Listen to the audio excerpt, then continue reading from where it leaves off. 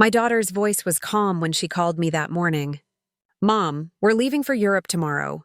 We needed the money, so I sold your cabin. And your car. You'll be fine." And then she hung up.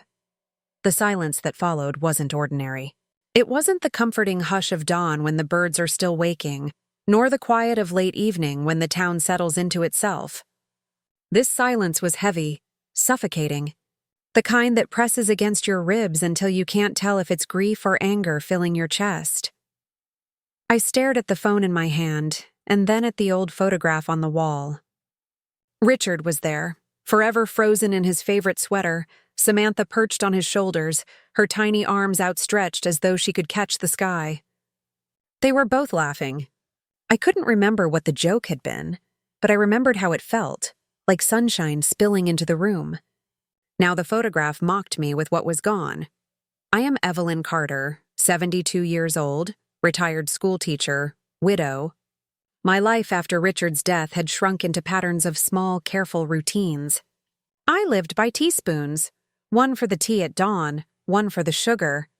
Richard always teased me for using too much of, one for the soup at lunch, one for the quiet comfort of cocoa at night. He used to smile at me over the breakfast table and say, "Evie, you measure time in teaspoons." I suppose I did. Without him, my days became rituals stitched together like patches on a quilt. A short walk in the morning, a call to the grocer, a half hour with the piano I never mastered but couldn't give up. The rest of my time was filled with memory, remembering how he whistled when he worked in the yard, how he folded his newspaper too neatly, how he always read the last page first. Little habits, like footprints left in the sand long after the tide had tried to erase them. Samantha was my only child, my pride and my burden. From the day she could walk, she demanded the world notice her. At the lake cabin, she would stand barefoot at the edge of the water, cupping her hands around her mouth and shouting, "Listen to me, Mama. The whole world can hear me." And I would smile, holding her sandals, pretending that the world truly was echoing back. She grew into that hunger for notice. At school, she was the girl who organized the class play, not because she loved theater, but because she wanted her name printed first on the program. At university, she chose business not for the love of numbers, but for the applause she imagined wealth would bring. When she met Daniel Hayes, a man with a smile as smooth as polished glass and suits that looked too expensive for his age, she found someone who could mirror her ambition. Richard never trusted him. "He's all surface. No roots," he once whispered to me after dinner with the two of them. I told him to give Daniel a chance. He shook his head. "I've taught students like him, Evie. They're charming until the test comes. Then they vanish. I should have listened." After Richard died, Samantha came around more often. I thought it was grief. I hoped it was love. She sat at my kitchen table with folders thicker than my old lesson plans and said softly, "Mom, there are forms. You don't need to think too hard about them. Just sign here." She pointed to the lines, smiled the smile she knew I couldn't resist, the smile from the lakeshore. I signed. I did not read. Why didn't I read? I could say I was tired, drowning in loss, unable to face details when all I wanted was Richard's voice one more morning. I could say I trusted my daughter. I could say I didn't want to seem suspicious or ungrateful. All those reasons are true. None excuse me. When the call came that morning, her voice so calm, her words so sharp, I realized how deep my blindness had been. She had sold the cabin Richard and I built with our own hands, the cabin where we varnished planks until midnight, laughing as we dripped stain on each other like children. She had sold the car that had carried me faithfully for decades, the one that stalled only when strangers drove it but purred like a cat when it was just me behind the wheel. To her, they were numbers. To me, they were anchors. And she had cut them loose. I made tea. That is what women of my age do when the world shifts. We put the kettle on. I sat at the same table where Richard once sketched grocery lists as if they were blueprints. I thought about his last winter, the way his hands had grown thinner but his spirit had stayed sharp. He had stirred his coffee one morning and said casually, "If I go first, Evie, you'll find an envelope in the safe. Don't open it until you're ready." You'll know, I had laughed at him then. You sound like a character in a movie. Sometimes movies get it right, he'd replied. The safe was behind the wardrobe in our bedroom. The combination scribbled on a yellowed paper in the piano bench. I didn't open it right away. Readiness deserves ceremony. I finished my tea, washed the cup, dried it slowly. Then I walked upstairs, opened the wardrobe, and pressed my palm to the cold dial. The numbers clicked beneath my fingers, and with a soft sigh, the door opened. Inside lay Richard's wedding band on a chain, and a manila envelope with my name written in his careful block letters. Evelyn. No pet names, no doodles, just the gravity of truth. I carried it back to the kitchen, sliced it open with a butter knife, and pulled out the letter. Evie, it began. If you're reading this, then the foolishness is mine and the burden is yours. I have left you more than I ever told you about. For 20 years, I've built something quiet, a foundation hidden beneath our ordinary life. It was not pride that kept me silent, it was love. I wanted you to live light, without the weight of accounts and contracts. But if I am gone, you must decide how heavy this inheritance should be. I turned the pages, my eyes tracing deeds, share certificates, lists of properties with addresses I didn't recognize. There was even a rough sketch of numbers, like a map written in code. My heart raced. I didn't understand everything, but I understood enough.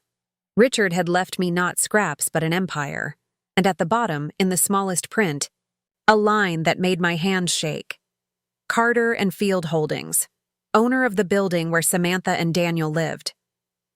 I laid the papers down and pressed my palms against the table. My breath came short. The cabin, the car, those were nothing. What Richard had left me was far greater. He had left me power. I thought of Samantha's calm voice that morning, telling me I would be fine. She had no idea. She had mistaken her mother for a helpless widow. But Richard had known better. He had armed me. He had trusted me. He had left me not just wealth, but a test. That night I didn't answer the phone. The town was already buzzing with gossip about Samantha's sudden trip to Europe. Some said she left with a suitcase full of cash. Others said she'd found a wealthy investor who would make her rich. I didn't correct them. Let them talk. Gossip was safer than truth. I baked bread I couldn't eat, sliced it carefully, and stared out the window at the fading light. I whispered into the empty room. Foolish in love, Richard. You always were both. Mr. Harrison's office sat above a florist and a frame shop, the kind of building you only notice when you need it. The stairwell smelled faintly of lilies and old dust. I climbed slowly, my hand trailing the rail, the manila envelope pressed under my arm as if it might fly away. When I reached his door, I paused to smooth my dress the way I used to before parent-teacher conferences, a small ritual to tell myself I was prepared, even when I wasn't. He stood when I entered. He was younger than I remembered. Perhaps grief had aged everyone around me in my mind. He took my coat, offered tea, and listened while I spoke. I told him about the call from Samantha, about the cabin and the car, about the signatures I had placed where she told me to without reading. I told him about the envelope in the safe and the papers inside that spelled out a life I hadn't known was mine. He opened the envelope with a care that felt like respect. His eyes moved quickly, then slowed, then tightened. He flipped back and forth between pages, tracing lines with his finger. When he finally looked at me, there was a new weight in his gaze. Mrs. Carter, he said, Richard built something significant. This isn't a nest egg, it's an estate. Properties in multiple counties, controlling interest in a holding company, long-term securities, minority stakes in 2 private firms. Quiet, legal, carefully structured, carefully hidden, I said. He nodded. Hidden from noise. Not from you. He always intended for you to find this. He left a trail on purpose. And the things Samantha sold? On the face of it, fraudulent. If your power of attorney was signed under misrepresentation, we can challenge everything. But we must choose how loudly we do it. I thought of Samantha's voice, calm, decisive, cutting, and of Richard's letter. You must decide how heavy the inheritance should be. I did not want prosecutors and headlines. I did not want the town to feast on our family like crows on a roadside story. I wanted something slower, quieter, more permanent. What are my options? I asked. He spread the documents between us like a map. Option 1, public action. We file to void the sales, we notify the buyers and the bank. We move swiftly, fast, loud, messy. Option 2, silent correction. We contact the buyers privately, we compensate if necessary from the holding company. We retitle quietly. Slower, more expensive, but discreet. I ran my fingers along the edge of the table until the wood warmed beneath my skin. We do it quietly, I said. I don't need a victory parade. I need my life back. He gave a small smile. Then we will proceed like a chess player, not a boxer. He made copies, returned the originals to me, and slid a slim notepad across the desk. Write down everything you remember signing. Dates, offices, who was present, even if you think it's trivial. He paused, then added gently, and write down how you felt when you signed. Grief, confusion, trust. Judges read facts. They listen to people, I wrote. The words came haltingly at first, then in a steady stream. I wrote about the first week after Richard died, how every sound startled me, how the house seemed suddenly too large for one person. I wrote about Samantha's soft voice and the way she tapped the signature line with the tip of her pen. I wrote about the shame I felt for not reading. I wrote about loving my daughter and fearing the woman she had become. When I finished, he folded the paper as if it were delicate and tucked it into a folder with my name. Give me a week, he said. 2 at most. I'll start with the cabin. That will tell us how the rest will go. As I stood to leave, he hesitated. Mrs. Carter, there will come a moment when your daughter asks for help. She will ask loudly or softly, angrily or humbly, but she will ask. Decide now what your answer will be. I almost said, Of course I'll help her. The sentence rose instinctively, a reflex born of years of motherhood. But it stopped in my throat. Richard's letter sat like a stone in my pocket. Punish her or teach her. Mercy without wisdom is waste. Justice without love is cruelty. I'll help her, I said at last, but not the way she expects. He didn't ask what I meant. He only nodded, a man who had watched many families try to save themselves from themselves. The bus ride back felt shorter, as if naming a plan had shortened the distance between the woman I had been and the one I was becoming. When I reached home, I put the envelope back in the safe and walked to the lake. I stood where the porch of our cabin used to throw its shadow at dusk and listened to the water fold itself into the shore. Across the way, children squealed at the cold, daring it to be kinder than it ever is. A mother called out that it was time to come in. I wanted to call across the water. How do you do it? How do you keep calling them home when they've run so far? But the lake keeps its own counsel, and so do mothers. That night, the town's whispers found their way to my doorstep, wrapped in good intentions. Neighbors who had always loved to chat now loved to console. Saw on the internet, your Samantha is in Rome, one said, eyes bright with the gift of news. She looks successful. Another showed me a picture on her phone of Samantha and Daniel leaning against a marble balustrade, their smiles gleaming. I made tea, sliced the bread, nodded and smiled. I did not say the only sentence that was true, pictures lie. Silence tells the truth. In the weeks that followed, Mr. Harrison moved like a man accustomed to walking hallways where voices carry. He called twice, then 4 times, each conversation efficient and careful. The cabin buyer was naive, not malicious, he reported. They'll unwind the sale if we make them whole. The holding company can afford the difference. We will keep your name off the paperwork. The car is more complicated. The dealer sold it on within days. We're tracing it. Give me time. Carter and Field's voting control was already assigned to you, but the key documents weren't countersigned. I've remedied that. The building is under your hand now, completely. Each update slotted into place like a tile in a mosaic I had not asked for and could now not look away from. With every step, the panic that had gripped my chest after Samantha's call loosened a fraction. replaced by something that frightened me more: resolve. Samantha's calls from Europe followed their own pattern. In the first, Paris was laughter and opportunity. In the second, delays and misunderstandings. Investors can be so slow, Mom. In the third, a brittle kind of defiance. People who don't see Daniel's vision will regret it. Then a gap. Then a late-night call with 2 quick words and 2 long pauses. "Are you eating?" I asked once because it felt like a motherly question that wouldn't start a war. She laughed, high and thin. "Of course I am. We're fine. You worry too much." "I worry exactly as much as a mother does," I said. She said nothing, and I could almost hear the flash of annoyance across the line. Even oceans away, pride doesn't like to be reminded of where it came from. After that, silence. No calls, only pictures, some, then fewer, then none. The algorithm forgot her.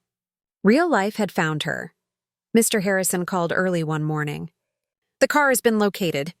The current owner is reasonable. He will return it for a fair settlement. It will be in your driveway by week's end." I thanked him and hung up, then sat on the edge of the bed holding the phone as if it were heavy. I had not allowed myself to grieve the car.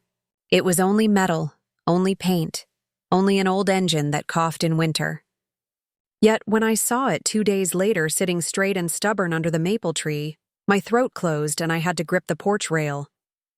I touched the hood and whispered, "You found your way home," and it felt absurd until it felt holy. That evening, there was a message from Julia, one of the few friends of Samantha's who had bothered to learn how to speak to mothers. "Mrs. Carter," it read, "I think Sam needs you." The text bubbled, then another line. "He left. I called." Julia's voice trembled. "He was never what he said he was," she said. The deals were air. He used her name. When the last card was declined, he disappeared. "She has nothing. I put her on a plane. She refused to call you, but I am calling anyway. I'm sorry."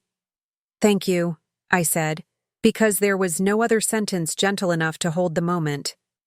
At dawn, I baked muffins. It was a silly, stubborn thing to do, but I didn't know what else to make with my hands while my mind waited.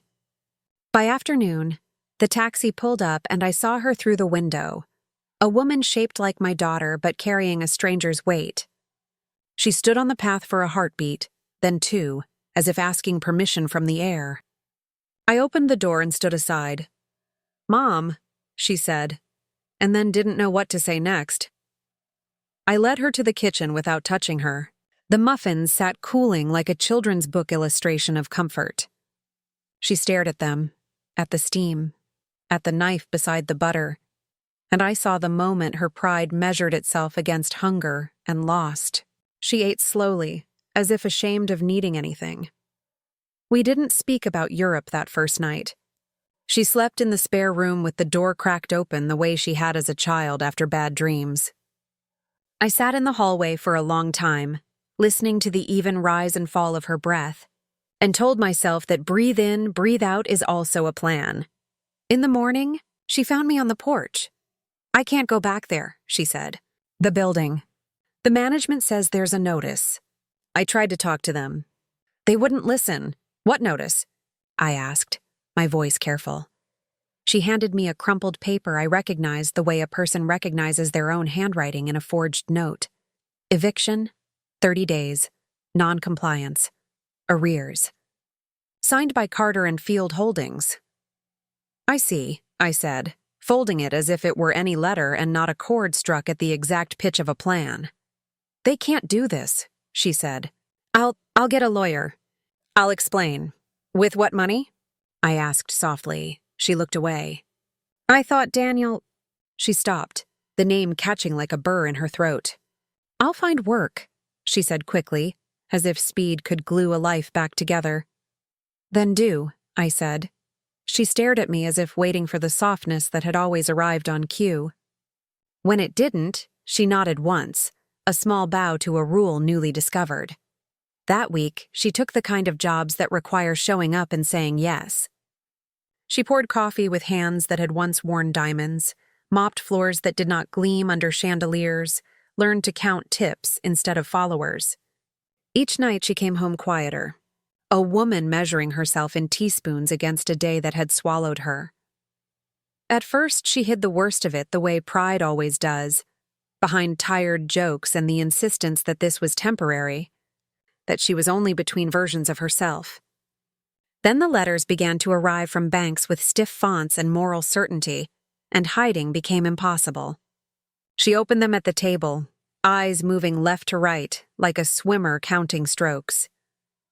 "They say I owe money on accounts I never opened," she said. "They have my signature. Do you remember signing?" I asked. "I remember handing Daniel documents," she said slowly. "We were opening a joint account. He said it would be simpler. I was in a hurry." "Sometimes the simplest things are traps," I said.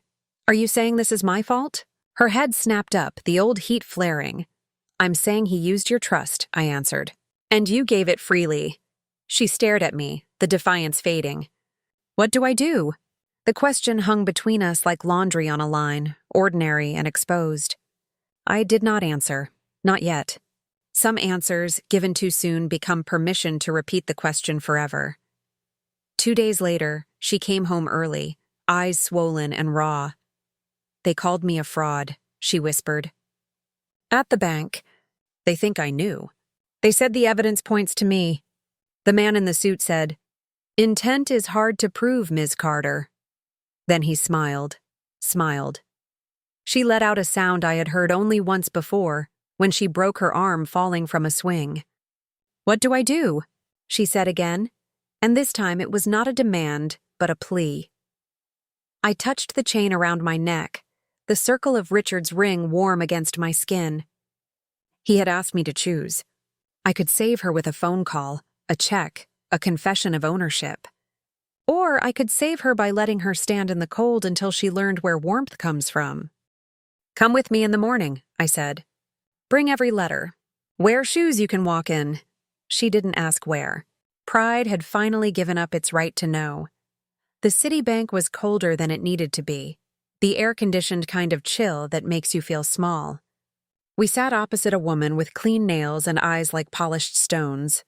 I slid across a letter of authorization Mr. Harrison had prepared, giving me the right to review any accounts opened under my daughter's name. "I'm her mother," I said, "and I am authorized." The woman looked at the paper, then at me, then at Samantha. Something softened.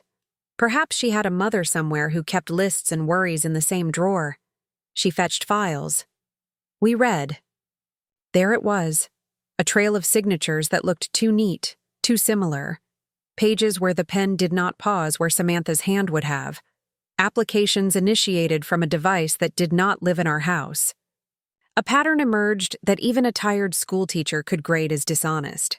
We left with photocopies and a list of case numbers. On the sidewalk, Samantha leaned against the building and closed her eyes. "I didn't know," she said. "I believe you," I answered. It surprised her. "You do?" "Belief is not forgiveness," I said. "But it's a start." She nodded, and we walked back to the bus in a silence that for once did not accuse. That afternoon, I called Mr. Harrison. I told him what we had found, gave him the numbers, and said out loud the sentence that had been beating against my teeth for weeks. "It's time!" "Understood," he said. "I have investigators. Quiet ones. We'll follow the money where it tries to hide. If there's a case to be made that she was defrauded, we will build it. And if there isn't?" He didn't hesitate. "Then we build a life around what is true, not what is fair."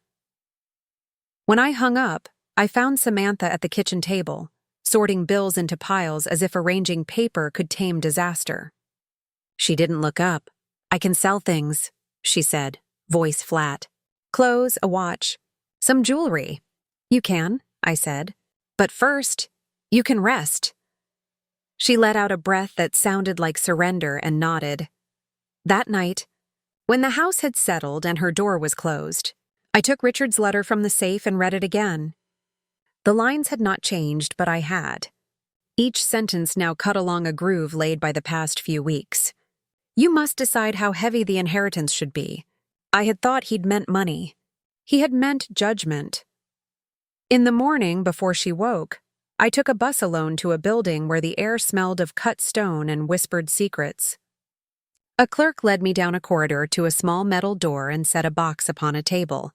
Inside lay a velvet pouch and another letter addressed to me, and the weight of them turned my hands into strange instruments, capable of carrying everything and yet not made for it. I did not open the letter there. I held it all the way home, like a lantern I wasn't ready to light. Samantha looked up when I entered. Her eyes searched my face for clues. "Tomorrow," I said, setting the unopened letter on the table between us. "Tomorrow I will show you what your father left, and I will tell you what it requires of us." "Us?" she echoed. "Us," I said again, because the word was a bridge and we both needed one sturdy enough to cross without looking down. She reached out and rested her fingertips on the corner of the envelope, not opening it, only claiming a right to be near it. For the first time in a long time, I saw not the girl who shouted at the lake to make the world echo her name, but a woman learning to listen before she spoke. At first, Samantha's life in Europe seemed like the opening act of a dream. The pictures she posted glowed with golden light. Samantha in Paris, hair swept by the wind at the top of the Eiffel Tower. Samantha in Rome, leaning against Daniel, her wine glass catching the sun. Samantha in Barcelona, framed against mosaics she probably couldn't name, laughing as if the world itself were her stage. Friends back home commented in floods, "You're living the dream, Sam." Couple goals. "Wish I were you?" And Samantha, always hungry for echoes, drank it in like champagne. But pictures have no sound. They cannot carry the sharpness of an argument, or the coldness in Daniel's eyes when bills arrived. They cannot show the hollow echo of a hotel room after the concierge has refused to extend credit. They cannot capture the fear that begins as a whisper and grows into a shadow. What if this isn't real? The first cracks came quietly. Samantha called one night from Rome, her voice too bright, too fast. "Mom, Daniel's incredible. He's talking to investors from Milan. Big money. We'll be millionaires soon. Just imagine. The Carter name in lights." I asked softly, "Are you eating, Samantha?" She laughed, brittle. "Of course I am. We're dining like royalty. Don't worry about me, Mom." But worry is a mother's language. I heard the tremor under her laugh, the way she rushed each sentence as if speed would make it true. Weeks later, another call came, this time from Paris again. Samantha's tone had shifted. "Investors can be complicated. They don't see Daniel's vision yet. But they will. He just needs more time. Don't believe what people say. They don't understand." Her voice was a thread stretched too tight. I let her speak. I knew that silence often says more than questions. She didn't call again for a long time. Only the pictures came, fewer now. A dinner dress here, a blurred cafe selfie there. Then nothing. The silence grew like ivy, curling around each day until I felt its weight in my chest. The truth came not from Samantha, but from Julia, her oldest friend. The phone rang after midnight. Julia's voice cracked through the line. "Mrs. Carter, I think Samantha needs you." I sat up, heart pounding. "Tell me." Her words came in broken pieces. Daniel had never been the visionary he claimed. The investors were smoke, the deal's illusions. He had borrowed in Samantha's name, opened accounts she hadn't read, signed contracts she hadn't understood. When the last loan was denied, he drained what remained and vanished. Samantha was left in a hotel lobby with 2 suitcases and a trail of debts behind her. Julia had scraped enough to get her on a flight. "She's coming home tomorrow," Julia whispered. "She wouldn't call you." But I couldn't let her come back to nothing. I thanked her, though gratitude felt too small a word for a kindness so heavy. When the taxi pulled into my drive the next afternoon, I saw a woman I almost didn't recognize. Samantha's hair hung limp, her makeup gone, her shoulders folded inward as if trying to shield her from the air itself. She stepped out, clutching her coat like armor that no longer worked. "Mom," she whispered. Just that single word, as fragile as porcelain. I stepped aside, opening the door. She entered slowly, her suitcase wheels bumping against the floorboards. She looked around the kitchen as though seeing it for the first time. The curtains Richard had chosen. The dent in the table from when she had dropped a book in high school. Home had not changed. She had. I placed a plate of muffins before her. She stared at them, hesitated, then ate with trembling hands. Tears slipped down her cheeks as she chewed. Pride, at last, had been defeated by hunger. She stayed in the spare room. At night, I heard her crying softly, as if ashamed even of grief. Sometimes she paced, footsteps restless, the sound of a woman fighting shadows she could not name. One evening, she appeared in the kitchen doorway while I folded laundry. "Mom," she said, her voice brittle, "I need a place. Daniel ruined my lease. They're saying I'll be evicted. I can't go back there." I set the folded sheet down carefully. "You'll have a place," I said. Relief flickered in her eyes, mistaking my words for rescue. What she didn't know was that Harrison had already ensured Carter and Field Holdings reclaimed the building. The eviction notice was not an accident of fate. It was a thread in a web Richard and I now wove together across time. The next morning, she stormed into the kitchen, eyes wide, a crumpled paper in her fist. "They're evicting me!" she cried. "They can't do this. It's not fair. Daniel and I paid—" She stopped, the lie crumbling. "We tried." I poured her tea steady. "Companies don't care about fair, Samantha. They care about paper, ownership, proof." "I'll fight them," she said, her voice cracking. "I'll hire a lawyer." "With what money?" I asked. She froze. Her hand tightened around the paper. "I don't know." In the weeks that followed, Samantha found work. Not glamorous work, not the kind that earned comments and envy. She wore a cafe uniform, her hair tied back, carrying trays to strangers who tipped poorly. At night, she cleaned offices, the scent of disinfectant clinging to her hands. She came home exhausted, her shoes worn thin. The glitter in her smile was gone. She stopped posting pictures. Her life now had no filters, only bills stacked like soldiers on the counter. She began to confess in pieces. "I didn't really understand what Daniel was doing. I thought the money would keep coming. I just wanted you to be proud of me, Mom." Each admission cut me and healed me at once. Pain, because she had chosen shadows over truth. Relief, because honesty was finally peeking through. The collapse came in full one bitter evening. She returned early, her eyes swollen from crying, her coat damp from rain. She dropped onto the couch, shaking. "They called me a fraud," she whispered. "The bank. They said my name is on accounts I never touched. They think I was part of it. They might press charges." The words echoed in the quiet house. I closed my eyes, Richard's voice filling the silence. "Money is not a prize, but a test. Punish her or teach her. Mercy without wisdom is waste. Justice without love is cruelty." "Mom," she sobbed. "What do I do? Please tell me what to do." I wanted to gather her in my arms, to soothe her like I had when she was 5 and nightmares chased her from sleep. But motherhood is not only comfort. It is also the harder task, letting your child sit with pain long enough to learn from it. I reached for the chain around my neck, the weight of Richard's ring pressing into my palm. I whispered to him, though he could not hear. "The time has come." The next morning, I told her to dress neatly and bring every letter from the banks. She obeyed without question, a sign that her pride had cracked open enough to let humility in. At the bank, the air hummed with the low buzz of fluorescent lights. A clerk laid folders on the desk. We flipped through pages of contracts Daniel had forged, accounts opened in Samantha's name, loans she had never seen. Her signature, copied, repeated, slightly too neat. Evidence of betrayal written in ink. Samantha's face drained of color. "I didn't know," she whispered. "I swear, Mom, I didn't know." "I believe you," I said. "But belief is not enough. Proof will matter more." She broke then, collapsing into sobs, her head in her hands. I touched her shoulder, not to save her, but to keep her from drowning. When we left the bank, she clutched the papers like they were chains. On the bus ride home, she stared out the window, her reflection a ghost against the city lights. She didn't speak. She didn't need to. Her silence was louder than all her earlier boasting. That night, as she slept, I opened Richard's second envelope. His words glowed in the lamplight. You must decide. Justice or mercy? Choose carefully.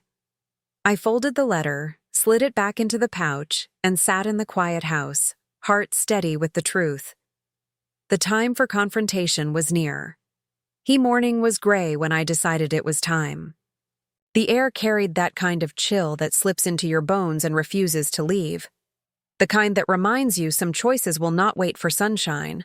Samantha slept in the spare room, her door cracked open like she had left it as a child after bad dreams.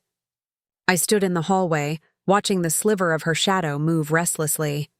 Then I turned, took Richard's key from the drawer, and left. The bank was almost empty when I arrived. The clerk led me down a narrow corridor to the vault. The metal door groaned open and a small safety box was placed on the table. My fingers trembled as I opened it. Inside lay a velvet pouch and another envelope with my name in Richard's handwriting. I opened the pouch first. Jewelry spilled into my palm, pieces I had never seen before. Rings heavy with stones, a necklace that shimmered even in the dim light, cufflinks too fine for Richard's modest tastes. Nestled among them was a note. Assets for you, Evie. Not to flaunt, not to waste. Use them only when protection requires it. Then I opened the envelope. Evie, the letter began. If you are reading this, then Samantha has failed the test I feared she might. I hid these things not from you, but for you. She has been raised with comfort, but not with hunger. Without hunger, she may never learn worth. I leave it to you, punish her or teach her. Remember, mercy without wisdom is waste. Justice without love is cruelty. Choose carefully. The words blurred as tears welled in my eyes. Richard had known.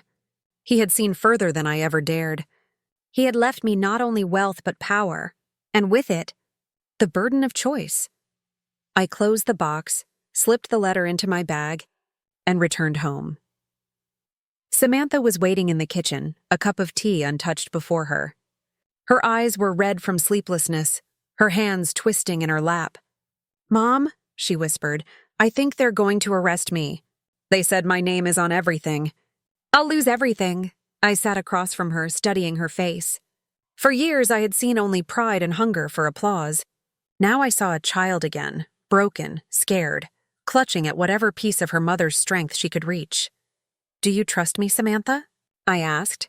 Her lips trembled. "I don't know." "Good," I said softly.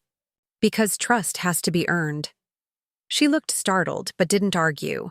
I opened the folder I had carried back from the bank and laid the documents on the table.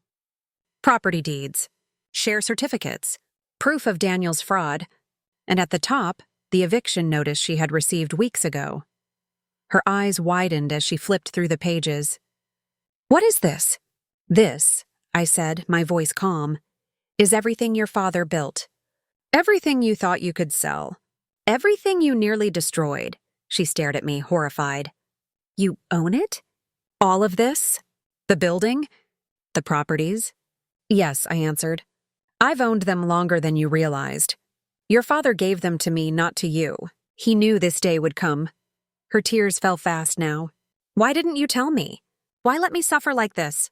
"Because suffering teaches what comfort never can," I said. "You needed to know what it meant to fall. You needed to feel the ground under you, hard and cold. If I had saved you too soon, you would never have learned." She shook her head violently. "That's cruel." "It's love," I whispered. "The only kind of love left when softer kinds fail." She collapsed into sobs, the kind that rack the body and leave it empty. I watched her cry until the storm passed, then handed her Richard's letter. She read in silence, her eyes moving across the words. When she reached the end, she pressed the paper to her chest, her shoulders shaking. "He knew," she said, her voice breaking. "He knew I would fail." "He hoped you wouldn't," I corrected gently. "But he prepared in case you did." She looked at me then, truly looked, as though seeing her mother for the first time in years. "What happens now?" she asked. I leaned back, folding my hands. "Now you work. You live honestly. You rebuild what you tried to destroy. You will have a roof, food, and honest work. But no control. No shortcuts. If you want redemption, you will earn it. Her eyes searched mine, desperate for a loophole. There was none. Finally, she nodded, too broken to resist. That night, when she was asleep, I sat alone at the kitchen table. Richard's letter lay open before me. I traced his handwriting with my fingertip, whispering to the quiet house. I chose both, Richard. Justice and mercy. I hope it's enough. But even as I said it, I knew the choice was not finished. Mercy is not a single act. Justice is not a single decision. They are roads, and I had only just set her feet upon them. Over the following weeks, Samantha began her new life. She rose early for her shifts, returned tired but calmer. She took smaller steps, slower breaths. She no longer spoke of Europe or fortunes or applause. Instead, she asked questions about recipes, about Richard's old books, about how to fix the squeak in the back door. One evening, she brought me a slip of paper. "The foundation," she said, almost shy. I applied for a job there. Assistant work. Filing, scheduling. They said yes. I looked at the paper, then at her. The pride I felt was quiet, not boastful. "Good," I said. "Start there. Build something honest." She nodded, clutching the paper like a lifeline. Yet even as small peace began to return, Richard's warning echoed in my mind. If she falters again, give it all to the foundation. Do not let our daughter's weakness destroy what we built. I folded the letter and placed it back in the velvet pouch. Then I set it on the highest shelf of the cupboard, where Samantha could not reach. The choice was not final. The test was not over. But for now, justice had been served, and mercy had been offered. The rest was up to her. The days that followed felt unlike any I had lived in years. The house, once filled with Richard's quiet presence and my own grief, now pulsed with the fragile rhythm of a daughter trying to rebuild. Samantha moved carefully as if each step might crack the floor. She no longer demanded attention. She no longer filled silences with boasts or plans. She simply worked. In the mornings, she left early with her hair pulled back, wearing plain clothes, carrying a second-hand bag she had bought at the thrift store. In the evenings, she came home with tired eyes and sore hands, sometimes carrying bread from the cafe, sometimes just collapsing into the chair across from me, too worn out to speak, and slowly, without either of us naming it, our home began to heal. One night she came into the kitchen holding a letter. She placed it on the table and pushed it toward me. "It's from the Carter Foundation," she said quietly. "They want me to start as an assistant. Paperwork, phone calls, scheduling. It's not much, but it's honest." I picked up the letter, scanned the neat lines, then looked at her. Her face was pale, her lips pressed tight as though waiting for rejection. "Good," I said simply. "Begin there." Relief flickered across her features, but no arrogance followed. She only nodded, folded her hands in her lap, and whispered, "Thank you." The Carter Foundation grew quickly, more quickly than I had expected. Richard's foresight had left resources waiting, like seeds in soil too long ignored. We rented a small office downtown with bright windows and secondhand furniture. The first women who came through the doors carried stories heavier than their suitcases. Single mothers abandoned without support, women who had escaped bruises and locked doors, young girls who had been promised futures only to have them stolen. Samantha sat at a desk near the entrance, answering phones, filing papers, greeting strangers with a cautious smile. At first, she avoided eye contact, afraid of the questions in their eyes. But slowly, she began to listen. One evening, I visited the office after hours. The lights were low, the building quiet. I found Samantha sitting with a young mother who had come in earlier that week, a baby asleep in her arms. The woman was crying softly, words spilling out about lost jobs, late rent, fear of tomorrow. Samantha didn't interrupt. She didn't offer empty promises. She just sat with her, holding her hand, nodding, letting the silence stretch without shame. When the woman left, Samantha noticed me standing in the doorway. "I didn't know what to say," she admitted, her voice uncertain. Sometimes you don't have to say anything, I told her. Sometimes listening is enough. Her eyes softened. I never listened before, did I? No, I said gently. But you're learning now. Months passed. The seasons shifted. The leaves turned, then fell, then returned again. And with each change, Samantha grew steadier. She still carried shadows. Nights when she cried quietly, mornings when shame flickered across her face. But she also carried new strength. She no longer spoke Daniel's name. She no longer asked about Europe. She no longer dreamed of applause. Instead, she dreamed of something smaller, truer, making the foundation stronger, helping the women who walked through its doors, building something that didn't vanish when the lights went out. One evening, as we walked home together, she slipped her hand into mine. It was a gesture she hadn't made since childhood. I squeezed back, and for the first time in years, I felt not just grief or duty, but hope. Yet even as peace settled, Richard's final warning echoed in my mind. If she falters again, give it all to the foundation. Do not let our daughter's weakness destroy what we built. The velvet pouch still sat in the cupboard. The letter still waited. Some nights, when the house was quiet, I unfolded it and read it again, tracing the lines as though Richard's hand guided mine. I wondered if he had known how heavy the choice would feel. I wondered if he had trusted me enough, or if he had feared that love would blind me, mercy and justice. Foolishness and love. Every line blurred into the same question. Had I chosen right? One Sunday afternoon, Samantha joined me in the garden. She knelt beside me, her hands sinking into the soil as we planted marigolds. Her fingernails were dirty, her sleeves rolled up, her face calm. "Mom," she said suddenly, "do you ever wish Dad were here to see this?" I looked at her, the dirt under her nails, the sweat on her brow, the quiet strength she was only beginning to understand. "He is here," I said softly. "Every choice we make, he's here." She smiled faintly, blinking against the sun. I didn't tell her about the letter. I didn't tell her that her father had left the power to cut her off completely, to pass everything to strangers if she ever faltered again. I kept that truth folded away, a shadow at the edge of light. Some secrets are not punishments but reminders. The foundation hosted its first small event 6 months later. A community dinner, simple food, long tables, laughter echoing in a space that had once been an empty warehouse. Samantha organized most of it herself, her careful lists pinned to the corkboard, her voice steady as she directed volunteers. I watched her from across the room, greeting donors with sincerity, comforting women with quiet grace. She wasn't perfect, she never would be, but she was present. And that, at last, was enough. When the evening ended, she came to me with tired eyes and a small smile.